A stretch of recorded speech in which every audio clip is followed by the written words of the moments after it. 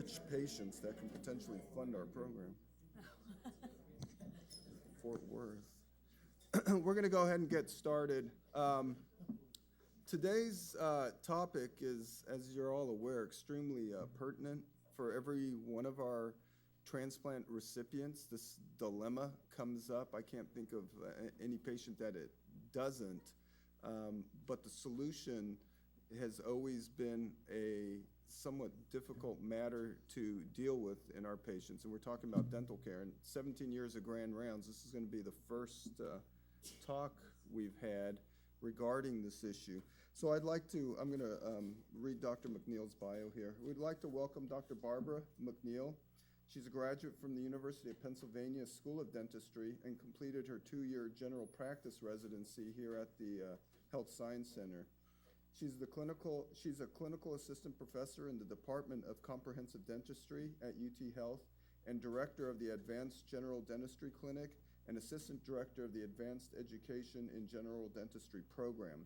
And today she's going to talk to us about dental considerations for transplant patients. Thank you. You're welcome. Okay. So, I managed to knock this off. So thank you very much for having me and inviting me to speak about a topic that I am passionate about. When I did my GPR here, we actually, at that time, had a hospital dentistry clinic over at University Hospital, and most of the transplant patients would come through there pre-transplant, and we would do the clearances. When that program shut down, our dental program over there shut down, I know that a lot of the patients did not have a place to go. And so we are hoping to be able to start working with you in our new dental school facility with getting these patients back into the practice, getting dental clearances done for these patients. So a little bit about my objectives for the day is just to tell you guys a little bit about the practice over at the Center for Oral Health Care and Research, discuss pre-transplant considerations and what we do during the dental evaluation, post-transplant dental care, which is just as important as the pre-transplant dental care, and then the referral process that we are working to put in place in order to get your pre-transplant and post-transplant patients seen in a timely and efficient manner. So our new facility, we are called the Advanced General Dentistry Clinic. In that practice, we have both the general dentistry faculty practice as well as the general dentistry residency program, and then we also have a geriatric clinic in there. The geriatric clinic is student run, so they are not going to be seeing the pre-transplant patients just because the patients are a little bit too medically compromised. In the AGD, a lot of the faculty who run that practice were here when we had that hospital clinic, and so we are all very familiar with treating the more medically complex patients, and so we'll be supervising the residents, as well as if a patient has insurance and they prefer to see faculty dentists. We have quite a few faculty dentists in our faculty practice who will be able to treat the patients as well too. We have about 20 operatories for the residents, 14 for the faculty practice. We do have a bariatric chair and a wheelchair room, so for patients who are in those situations, mostly in private practices, they're not able to get into those rooms, so we do have that capability. We are an outpatient facility only, so we do not have the capability to see some of the sicker patients in an OR setting, but we will be able to refer them to our oral surgery clinic, who still does have privileges over at University Hospital to see patients. And if they do, especially with liver patients who may need transfusions while we're extracting teeth, we would be sending them over to oral surgery. If you have any patients who are under 15 years of age, we will get them with the pediatric dentistry clinic as well too, so that they can receive care. In the faculty practice in the AGDC, we do not see any children. So just some pictures of the new building. I'm sure you've seen this in the corner of Floyd Curl in Mooresbach. So this is our reception area. We are down on the first floor, so we're pretty easily accessible. We do have some sedation, surgical suites in there, and then some traditional operatories. So why do we want to see patients for dental care prior to undergoing a transplant? And basically, our goals with it is we want to eradicate any active dental disease, which will, for the transplant patient, help minimize any treatment complications that may arise in the post-transplant period. So our goal when we see these patients is to do a thorough diagnosis and to treat the existing dental disease. And we want to treat anything that may become a problem in the next 6 months to 12, or 6 to 12 months. And so sometimes our treatment plans could be a little aggressive, whereas if it was just a patient who was healthy, we may not consider taking out that tooth. But in a patient who is about to undergo a transplant, if we think that tooth is going to go south in the next year, we might suggest that, you know what, you should really take this tooth out at this point. Dentures, most people think just because a patient has a denture that they're in the clear, they don't have any teeth, but sores from dentures can actually cause a lot of infections and can be problematic for the patients, especially if they start developing mucositis from the anti-rejection medication. So we need to make sure that these patients who do have dentures, that they're well-fitting dentures and that we adjust them so that they can fit them well. And then other complications that may occur when we're trying to treat these patients in the post-transplant period as well is that they experience a lot of fatigue during that first 6 months. Medication interactions, there's a lot more that occur during that first 6-month time period that may not allow us to provide the treatment that we need to for these patients. And then there is inadvertent saliva aspiration. So during dental care, sometimes there's a lot of fluids and blood and everything if you're doing invasive dental procedures. And these patients, because they're more immunocompromised, if they aspirate, they could potentially get a aspiration pneumonia, which could be critical in causing infection. So we did develop a health history questionnaire that is going to be in part of your screening for some of your pre-transplant patients. They are very simple questions. I really put them down to a level where patients should understand what you're trying to ask. And it's just, asking about dental pain, loose teeth, difficulty chewing your food, swelling or bleeding in your mouth, like when they brush their teeth, do they see any bleeding? All of those are signs of potential inflammation or chronic disease in the mouth. Teeth broken, turning black, gums red, puffy, or tender. Sometimes patients do talk about a salty, sour taste in their mouth, noticing pus in their mouth, gum boils or pimples on your gum around your teeth. Those are signs of chronic infection around the tooth. And then asking questions, do you have any dentures or partials? And do they seem to fit? Do you have any sores in your mouth from your dentures? So it's all very simple questions, but it can give you an idea of whether or not this patient would benefit from a dental consultation.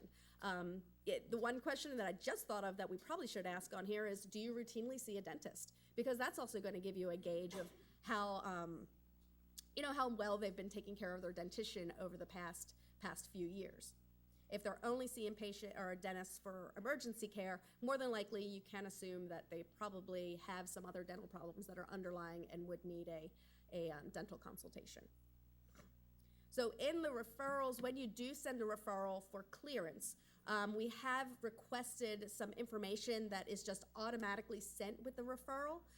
This allows us to not waste any time, because a lot of the time when we get referrals for patients for pre-transplant, they're not coming with their medical records, and so then we have to go back and contact the physician in order to get those. If we can eliminate that step, we would be able to get everything done and a treatment plan, and maybe even start care in that first appointment and really expedite the care. So we came up with a list of items that we would like included with the referral if they're available. So a recent H&P or discharge summary, their current medication list, most recent lab values, particular a CBC with a differential INR, any of the Chem 7s or Chem 12s that you guys might do, A1C if they're diabetic, and a history of it. We don't have access to Epic or Sunrise, and so it's just really helpful to have this information. With the kidney patients, if you can let us know what days the patients are undergoing their dialysis, what is their GFR, and I don't know if you know this at the time when they're in the pre-transplant phase, but if they're gonna take sirolimus or Rapamune following the transplant, I have a slide that sort of discusses why that's a big deal with dental care. Is the patient on the transplant list? If yes, how soon do we need to get this dental care done? Like, so we can just start planning. If we know that they're having a transplant done in a week, we're gonna set them up, they have a lot of stuff that needs to be done, we're gonna set them up almost every day in our clinic to make sure that they can get the work done before they undergo the transplant. And then medication restrictions or adjustments. I made a list here of the common medications that we use in dentistry. And so if you could just make a comment where, give them a half dose of the acetaminophen, just give us some suggestions for it, because that would just really help us expedite the care for the patient. And then any considerations regarding medical stability. In most circumstances, we are going to be antibiotically prophylaxing the patients prior to doing any invasive procedures on the patient, because we are concerned about bacteremias and septicemias. But if there is not a reason, if you're getting them in pretty early with us, they have no immunocompromise at this point, they seem to be rather healthy, we may consider not doing it, but you could just make comments to that. In terms of the Rapamune, Rapamune has been associated with what is called medication-related osteonecrosis of the jaw. We originally saw this with the bisphosphonate medication, but now they're starting to find it occurring with some other medication as well too, which basically means after a tooth is extracted, that the area doesn't heal and it actually goes necrotic. And if allowed to occur, a person can actually lose a large section of their jawbone. With the bisphosphonates, it's due to the turnover and the medication being in there and just not being able to get enough blood vessels to the healing bone. It's the medication-related osteonecrosis is very unique to the jaw because of the high turnover rate of the alveolar bone around teeth. And so with the Rapamune, it's been associated with it. It's rare, but if a patient is going to be on that for long term, it really does restrict the extractions that we can do at a later time period. And so we would want to consider our dental clearance to be a little bit more aggressive for a patient who is planned to be on this for extended periods of time post-transplant. And so we would change our treatment plan based on whether or not they're on this medication. And in terms of transplant medications, this is really the only one that really has been associated with this. In terms of our dental clearance, sorry, I'm getting over a cold and I'm getting congested. We want to eliminate all current dental infection and any teeth that have the potential for infection in the 12 months following. And so what we do on our side is we do a complete medical history, medication list, which is where we're requesting that from you. We'll do a panoramic x-ray, which gives a whole overview of their jaw, their chin, their sinuses, make sure that we don't see any pathology in those. And then a full mouth series, which is basically a 20 to 22 series x-rays, a close-up of every single tooth to make sure that we don't have any cavities, as well as bone loss around the teeth. We'll do full mouth probing. That's the examination where we check to see if a tooth has had a lot of bone loss. If they've had a certain amount of bone loss, we will consider taking out that tooth on that patient if they are scheduled for a transplant. We do full mouth clinical charting where we chart all their existing restorations as well as new cavities that have been formed. And then of course, look for soft tissue lesions as well as a comprehensive oral cancer screening as well too. So in our treatment plans, we're always going to include a cleaning and then addressing all active dental disease. So our instructions this is a guide that I'm giving to my residents on what to plan for, because they get so afraid of being too aggressive. We slam into their mind throughout their entire residency, save teeth, save teeth, save teeth. When you're dealing with a transplant clearance, we're not as concerned with saving teeth. We're more concerned with, okay, how can we make sure that this patient is safe for the next year and that we don't their mouth isn't going to cause an infection that might potentially cause their organ to fail. So we sort of have a little different mind frame for it. And so any teeth, obviously, that is non-restorable, we're going to extract. Bone loss more than 50%, too much tooth movement, probing depths, We will plan to do a root canal on patients, but that really is patient dependent. If there's a time factor or a finance issue, then we will consider more extraction. And then the residents have to talk to, there's 3 specific faculty who are very familiar with working with transplant patients, and so we're the only ones who can approve the treatment plans that are going to come out. And then the other important thing is during this time, we want to initiate an active oral hygiene program, because it's going to be very important for them in the post-transplant period, especially when we really don't want them seeing a dentist for 6 months, that they are caring for their teeth the best that they can. And sometimes it's just providing them with education that allows them to sort of really take it on and start caring for their teeth. So just a little bit, just some information on gum disease, healthy teeth and gums, good bone levels, no inflammation, no red bleeding gums. Gingivitis, we tend to get this if we don't brush our teeth for a week. Everybody will end up with gingivitis. It's just a reaction to the bacteria that builds up below the gums. So it'll be red, puffy, bleeding when you brush your teeth. But as soon as you get a dental cleaning, or you start flossing and brushing your teeth again, usually it resolves and goes away. The periodontitis is when we actually start to see bone loss. This is not something where you start brushing and flossing your teeth, it's going to go away. You usually need to undergo non-surgical and surgical therapy in order to treat it. Early periodontitis, usually it just involves a deep cleaning, and then that usually resolves it. Patients usually need to have some really good oral hygiene instructions to maintain their dentition after this. But with transplant patients, we're not necessarily taking out teeth when they've only lost this amount of bone. It's when we get into the more moderate and advanced where they've lost a lot more bone. It's going to be much harder to maintain these teeth, that we are going to take them out. And then just another example of the severe bone loss, what it may look. You see a lot more of the tooth, you see a lot more of the root. You will sometimes see a lot of buildup in the patient's mouth when they have the moderate and the severe periodontitis. So just an example of what a broken carious tooth looks like. When you have a cavity, it gets into what is called the nerve of the tooth. There's a blood vessel and nerve. And so when we get the bacteria into that area, you'll end up with an infection. And so that's the abscess that you get. And that's why you either need a root canal, or if the tooth is so far gone, we end up extracting it. And then this is a parulus or fistula. Usually I'm not too concerned about these in healthy patients because the infection has found a way to drain. So you're not going to see, typically if a patient has a parulus, you're not going to see that patient come in with a big swelling. But it is an indication that there is infection there. So for the transplant patients, any teeth that have associated paruluses, we're either going to extract or do a root canal. This is a cavity or a carious lesion as well too. And so we'd have to see how extensive it is depending, and decide if we're just going to fill or if we're going to extract for this patient. And this patient has a lot going on.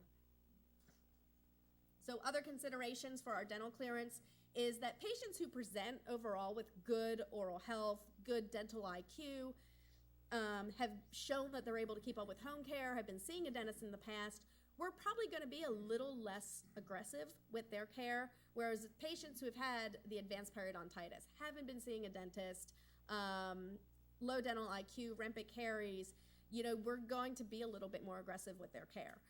We have found with radiation, patients who are undergoing head and neck radiation, that patients who swear up and down, we're going to take care of our teeth, we're going to take care of our teeth, I'm going to wear my fluoride trays, I'm going to do everything you tell me, don't take out my teeth.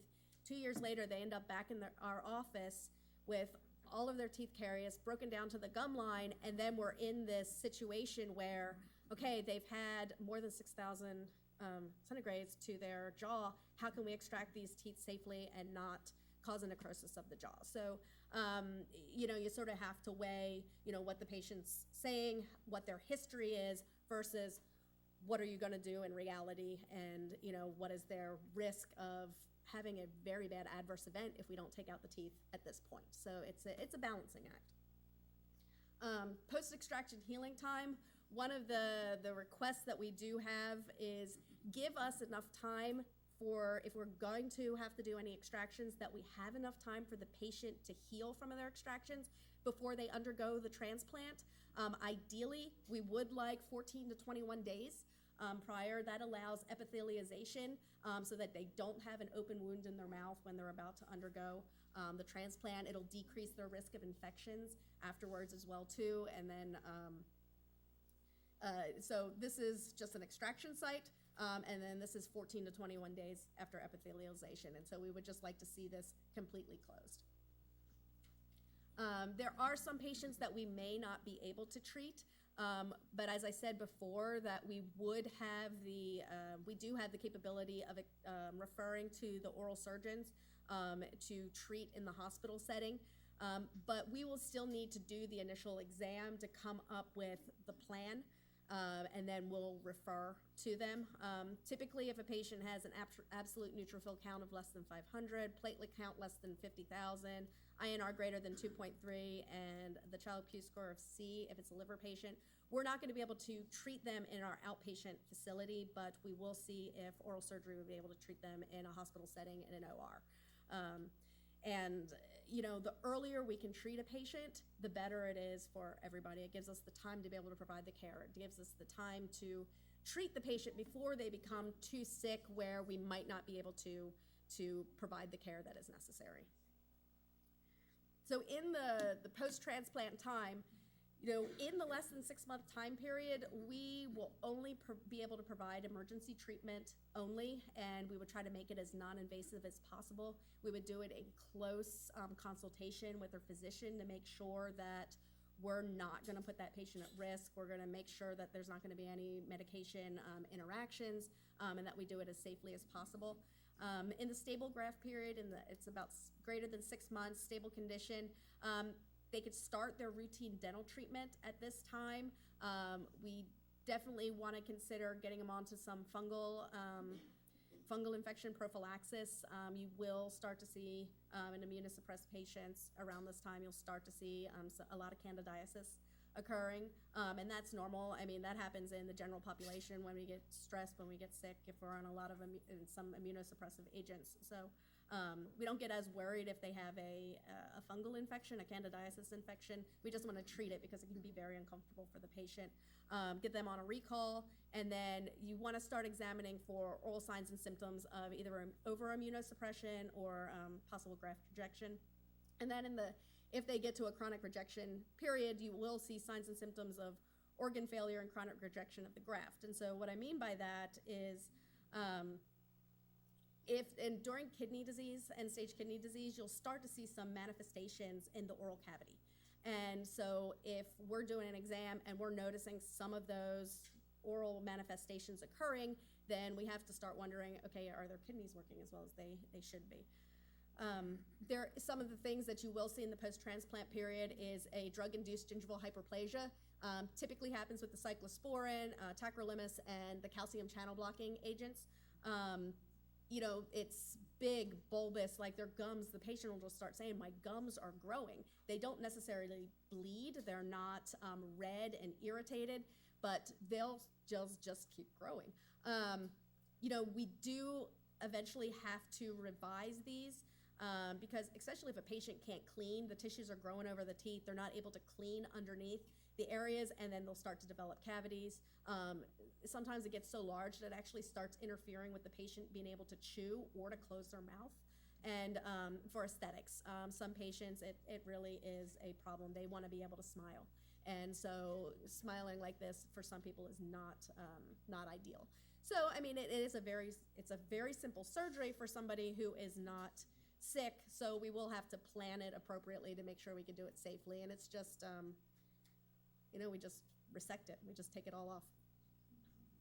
So over immunosuppression, when somebody is immunosuppressed, you'll start to see a lot of opportunistic oral infections occurring. They're either fungal, bacterial, or viral. They'll sometimes complain about these large aphthous ulcers that will occur that are very slow healing. They'll get some other ulcerations in their mouth when they've reported that they have not had ulcerations in their mouth before. We'll see unusual alveolar bone loss as well too. They can have So usually when somebody has periodontal disease, there's usually buildup, there's usually calculus, there's usually something there that's causing it. You can visualize something. But with these situations, they're just losing bone and their teeth are pristinely clean. So that's just a sign that they might be overly immunosuppressed. They have delayed healing, excessive bleeding. You'll start to see, fungal infections are very common, but you'll also see a lot of viral oral opportunistic infections. And they're usually related to cytomegalovirus, Epstein-Barr, the herpes viruses, and the varicella viruses.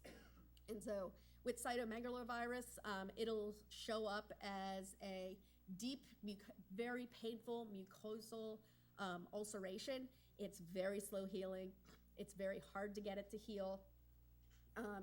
Usually we have to refer them to an appropriate specialist because the only way that we can make it resolve is with IV, Genslyclovir, and even then, sometimes it doesn't work all the time, and it's just a lot of the care for it is palliative, and it is a very painful lesion for the patient.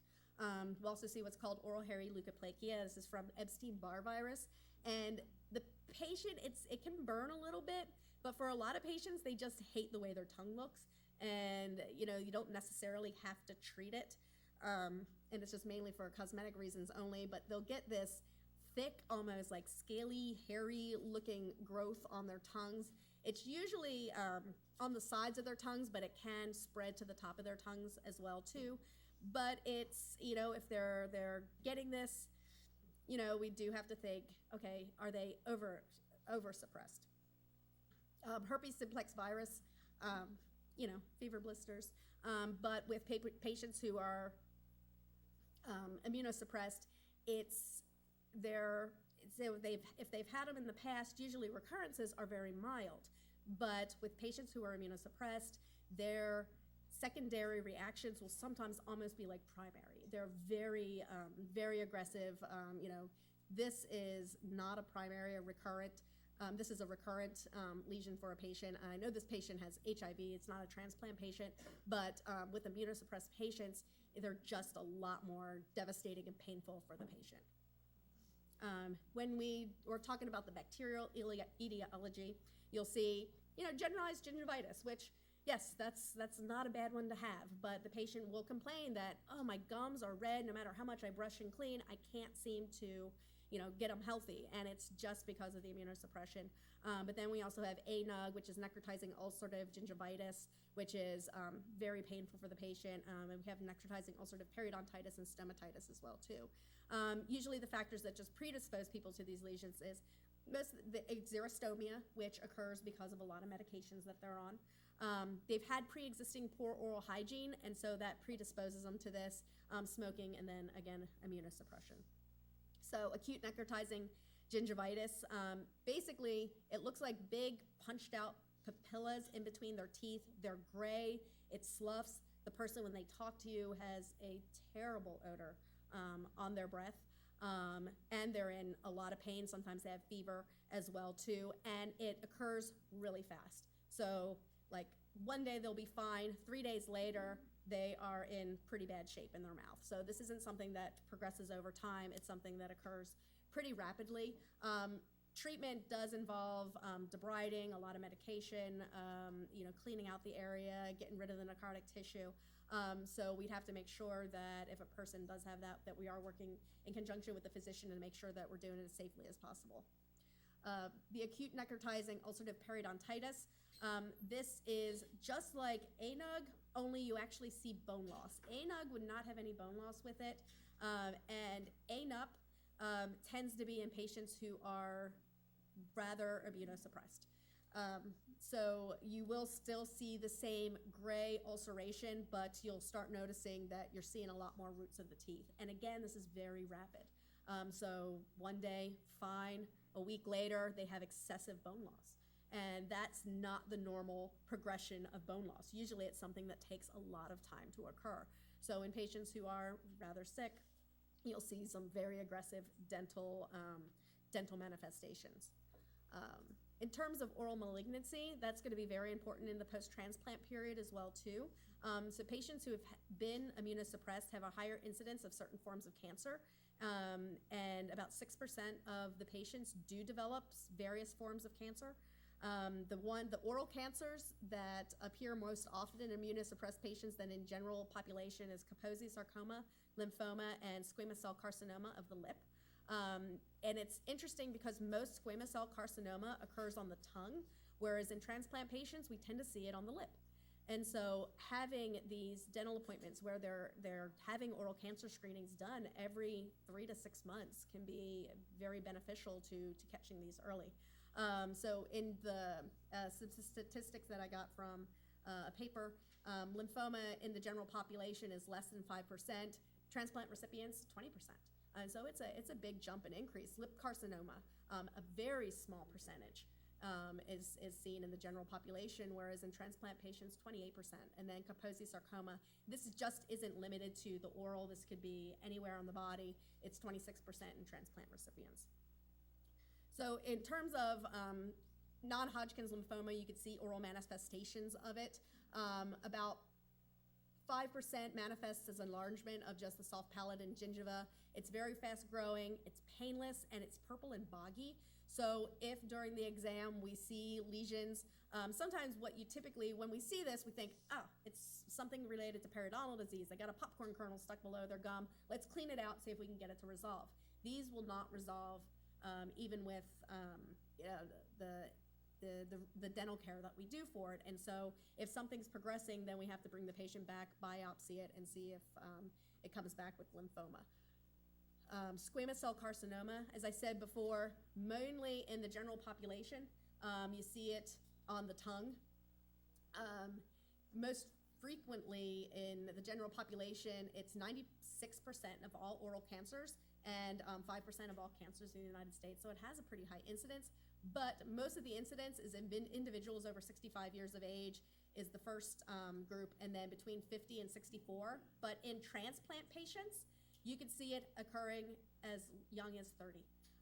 And this also occurs in HIV patients as well too, where you'll see these squamous cell carcinomas occurring in a very young population and in higher numbers than you would see in the general population.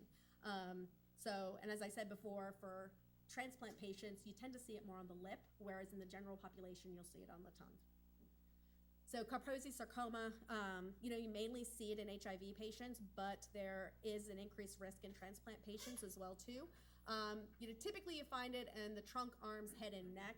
You don't necessarily see it intraorally, but if it is going to occur in the intraoral, you're going to see it on the hard palate, you'll see it on the gingiva, and on the sides of the tongue.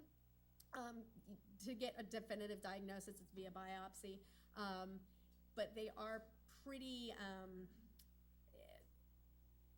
they have a very unique appearance to them, and so you usually just have to differentiate between a couple other lesions in the mouth. But if we know that somebody has, we do see a lot of HIV patients in our practice as well too. And so typically if we see this on a patient who we know has HIV, we are going to refer them for treatment of the Kaposi's. Whereas with transplant patients, the incidence is much lower than in HIV AIDS patients, but we do have to eliminate it out of our differential. So with bone marrow transplant patients, you sometimes see graft versus host disease, and then also, we do have to worry about if a patient is starting to reject their body's starting to reject the organ. If they start to have organ rejection, we begin to see the oral manifestations of the chronic disease. So in chronic kidney disease, there are some very specific oral manifestations that occur.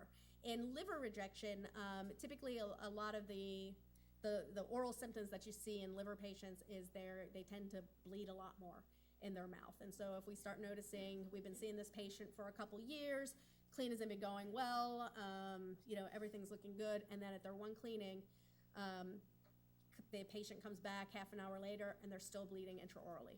We have to start wondering, okay, has something changed in this patient? Because we, for years, have been able to treat them without any adverse bleeding. And now, they're coming back and they're still bleeding after a simple cleaning.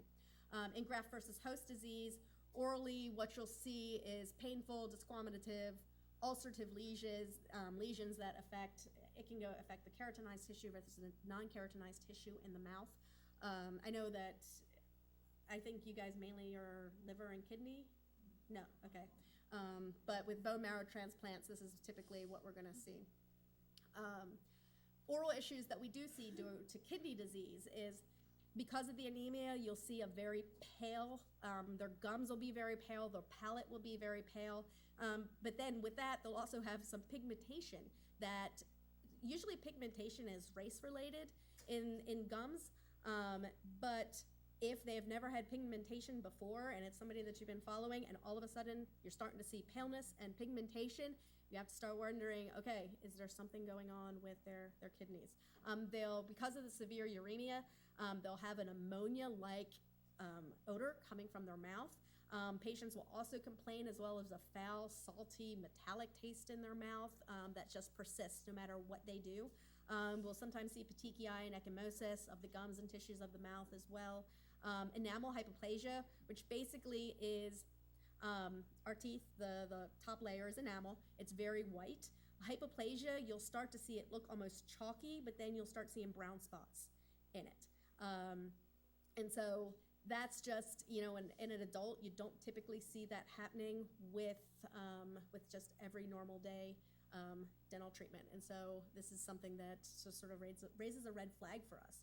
And then osteodystrophy, which is radiolucent jaw lesions. It can happen anywhere in the body, but mainly I'm keeping track of what's going on in the head area. So it does affect 92% of the patients receiving hemodialysis. And so if a patient, their x-rays have been looking good for a while in the practice, and then all of a sudden we start seeing these lesions occurring in the jaw, we would want to get them back to their physician in order to have a good look. This is uremic stomatitis. It's very rare, but with kidney failure, it's painful erythematous patches associated with like a gray pseudomembrane. It's due to severe long-standing uremia, and so it doesn't go away on its own. It can be very painful for the patient, and so the treatment to get rid of it is to correct the uremia. But that is something that we keep an eye out for in our patients when we're doing our screenings. And so in terms of post-transplant dental care, our recommendations for the patient, and we've written up something that's going to be distributed to the patients after their transplant, and we're going to include a little goodie bag that'll have some items in there for patients. You know, you want to encourage them to start seeing their dentist and dental hygienist 2 to 4 times a year for cleaning and exams. This just starts 6 months after their transplant. We will examine their gums and teeth and make sure that they're not having any problems due to the dry mouth, potential infections. You know, if they develop any sores in their mouth, they need to contact their dentist as soon as possible. And so having an established dental home really makes it easy for them to call up if they do develop a sore so that they can get it looked at.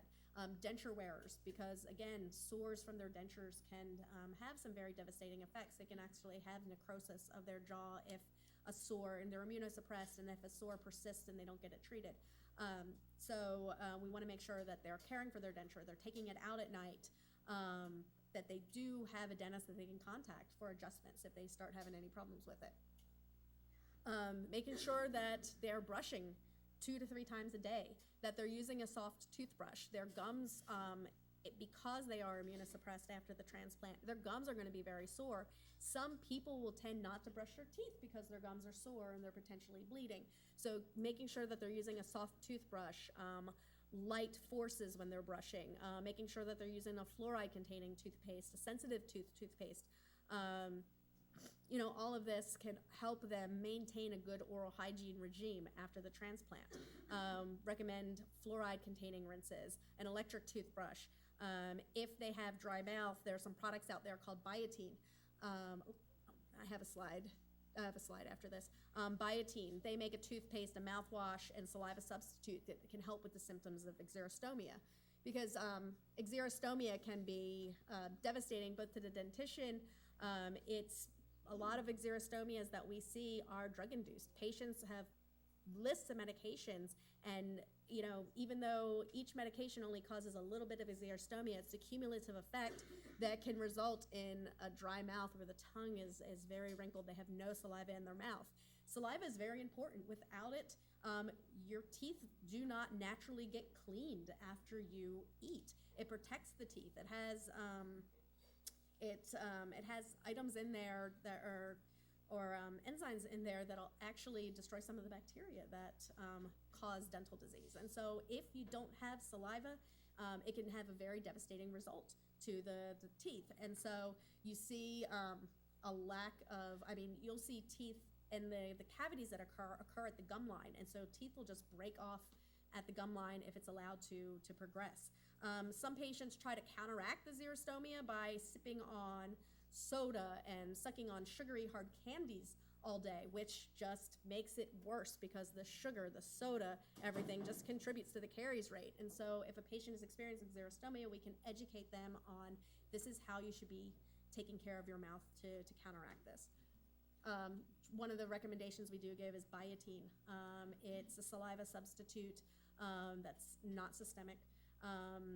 We recommend that they sip water throughout the day, sugar-free candies, giving them fluoride trays and having them use a high-dose fluoride each day to counteract the bacteria that cause cavities as well.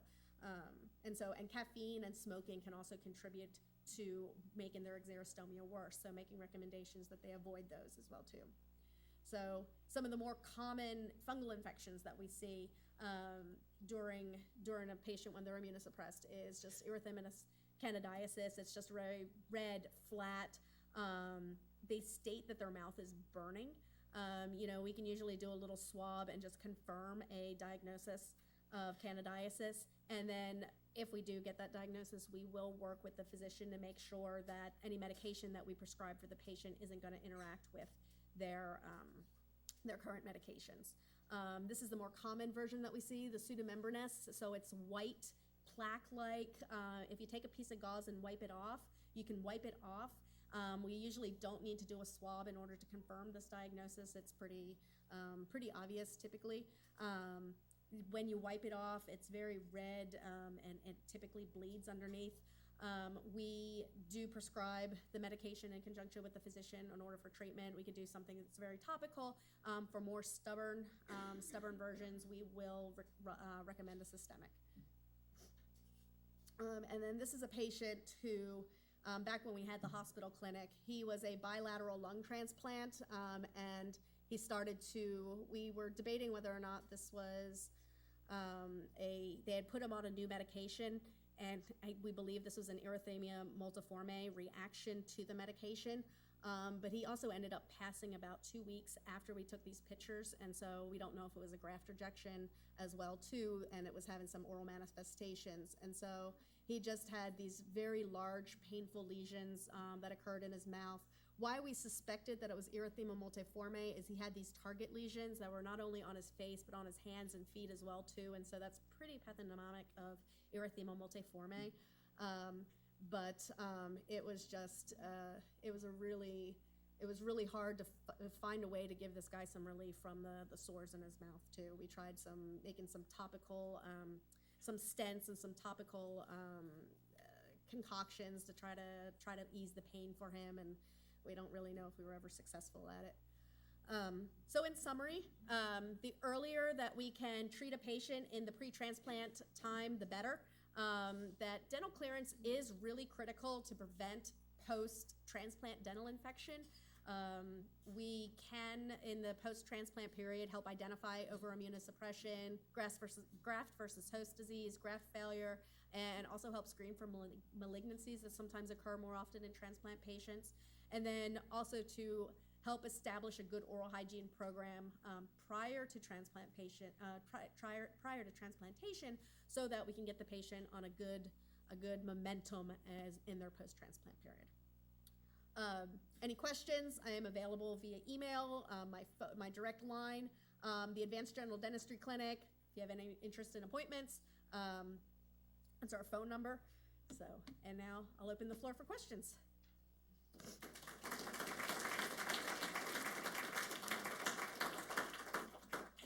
Yes. Oh. So one thing we'll do is circulate those questions, Mm-hmm. screening questionnaire, and you add it to all of the coordinators' questionnaires so they can be referred out to the physicians when brand new patients. But I was wondering if you could talk about the cost at the dental school Oh, yes. versus the private sector. Yep. Because often we get a lot of frustrated coordinators and social workers because they're trying to clear a patient to be placed onto the transplant list, and they go see a private dentist, and they'll come back with a bill of about $6,000 to $7,000. Yeah. And this is preventing them from getting on the list. So if you can talk about cost, and if you can also talk about what would be the minimal treatment for clearance on a patient with limited funding. Okay. So how we differ from private practices in the advanced general dentistry residency practice. So these are people who have finished dental school and now pursuing a residency in general dentistry. Their fees are 40 to 50% less than private practices. And we also accept 3 dental insurances, as well as we are out of network for some other dental insurance providers as well too. If a patient chooses to see the faculty practice, we are the same fees as outside practices. The student clinic is significantly cheaper, but most of the time students would not be able to treat transplant patients. We could probably have them fabricate the dentures for the patients, because at that point they're not doing anything invasive for the patient, and that is significant savings. I think their dentures are only $300. My residents charge $1,000 for dentures, and my faculty charge about $2,000 for dentures. So that's just sort of give you a range of the prices. So we might be able to work out something like that. And I think why in some of the private sector you're getting these abnormally high treatment plans is that most dentists have not been trained at a dental school on the care or clearance of transplant patients. It's only dentists who have gone through a residency program, usually based out of a hospital, that get experience seeing transplant patients. So they see the patient come in and they see it as, okay, this patient wants to have all of this done, because you said you've seen veneers come back on some of these dental clearances. I mean, and veneers is not something that a patient needs before coming in for a transplant. And so I think it's like part of it is just a lack of understanding, because in the dental world, we don't need to do residencies to go out and practice. You can just finish dental school and you can just go right out and hang a shingle on a door and start seeing patients. And that's not bad, because a lot of those folks are really good clinicians. It's just that they don't have the experience with the more medically compromised patients and having an understanding of what a true dental clearance means. It's hard to say what a minimal clearance would be. A minimal clearance would be eradicating all dental disease that could possibly cause an infection in 1 year. And so for the fund-limited patient, extractions are usually the best and most efficient way to deal with those, because root canals cost $600-700, whereas an extraction is $90. And they don't have to worry about the crown and everything after that. 2 questions. Yeah. One to you, one to your administrators. Where historically did dentistry separate from medicine from an insurance standpoint? Oh, from an insurance. Why is dental insurance separate from health insurance? That's a very good question. I think that when medical insurance came into play, I don't even think dental was ever included in it. I think it was something that came out, I want to say in the 80s. You started to see more and more dental plans. And the way dental insurance works is it's much different than medical insurance in terms of most insurance plans give you a maximum that you can spend in a year. That's usually anywhere from $1,000 to $2,000. Just like in medicine, if we are in network, we do agree to work at a reduced rate for some of our procedures. Like in my faculty practice, cash paying crowns, $1,000. When I work for Delta, I get paid $700. So, you agree to a discounted fee for that. But if my patient reaches their $2,000, everything else is out of pocket. It does have some differences from medicine, but I don't know why we were separate. Maybe they just figured that people would just always be willing to, or maybe they just didn't think dental was important as medical back in the 80s when they were established. But then I think a lot of the companies have found that it is a great way to make money off of patients and dentists. The second question is, if dental clearance and dental consultation is essentially universal for transplant patients, why can't it be written off on the cost report? Well, so our pre-transplant patients, if they have Medicare will pay for a patient to have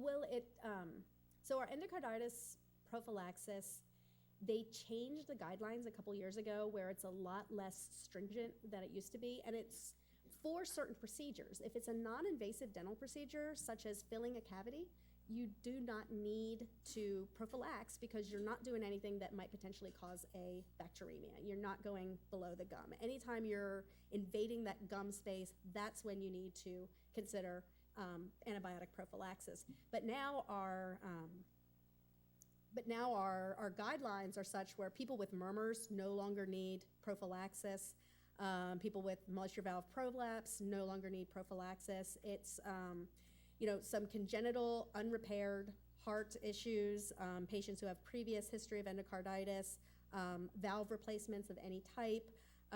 We would consider if a cardiac transplant patient pre or post would come in, we would definitely prophylax them. Not as much worried about endocarditis, but just their immunosuppression. So it's not, we don't do it as routinely as we used to. I know that in Britain, they absolutely said, okay, nobody's getting endocarditis prophylaxis anymore. But then I think I hadn't seen the study yet, but somebody said that in the study that they're actually seeing an uptick in their endocarditis now since they've completely eradicated all antibiotic prophylaxis. In the States, we still do it for some procedures, and I haven't heard of any upticks in endocarditis related to dental procedures. So for patients who, usually we use amoxicillin, 2 grams, 1 hour before. If they're panallergic, then we use clindamycin, and that's 600 milligrams an hour before. And then, once you start getting people who are pen and clinda allergic, then we start looking at vancomycin and some stronger medications. But we don't tend to do much more than the amoxicillin and the clindamycin. So just another kind of administrative question. Mm-hmm. So the clinic's at the Center for Oral Health. Mm-hmm.